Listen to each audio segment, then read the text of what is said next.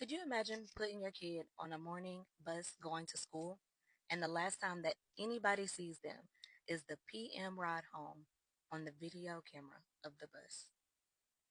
Nobody sees your child come off the bus. No one sees your child anywhere else. The last time anybody sees your child is the video footage of your child exiting the school bus. So welcome back to episode 4 of Crime with Kina, and today we're going to be discussing the story of Madalina Cojocari.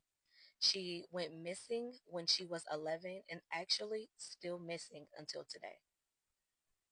The last time Madalina was seen was November 21st, 2022, getting off the bus at her afternoon stop. On November 23rd, her stepfather, Christopher, he leaves for Michigan to pick up some items. On November 26th, which is 3 days later, Chris returns home and tells police he hadn't seen Madalina in weeks. Okay? Weeks upon her return, and he did not report her missing. December 2nd, Madalina's mom was in close contact with a distant relative that had ties to a drug and narcotic trafficking investigation. December 12th, which is about 10 days later, a school resource officer went to Madalina's home after she missed several days of school because November 21st was the last day that she was ever seen.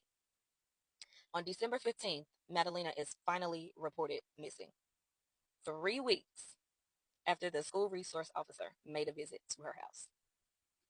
So 2 days later, on December 17th, Diana, which is Madalina's mom, and Chris, who was her stepdad, were both arrested and charged with failure to report the disappearance of a child to police because, duh, January 4th of 2023, which is a little bit after that, Madalina had been missing for 100 days.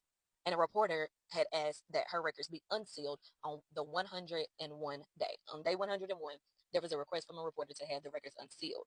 In May, Diana is released because she had pled guilty to the charges, which was the failure to report a minor child missing to police.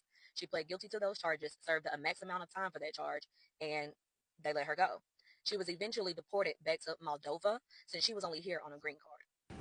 It's been over 2 years since Madalina Cojocari was officially reported missing, and the Cornelius Police Department is still searching for her, still hanging this sign outside the agency. I spoke with the deputy chief just hours ago. She tells me this case will not go cold, and as for leads, nothing is off the table. We believe Madalina is alive. Cornelius Police Deputy Chief Jennifer Thompson says the department doesn't have much to go off of right now to find Madalina, but they work the case daily. Someone is still out there that has the bit of information as to what happened to her and to where she is.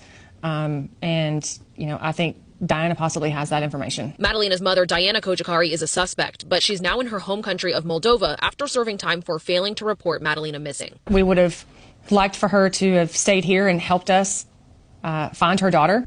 Warrants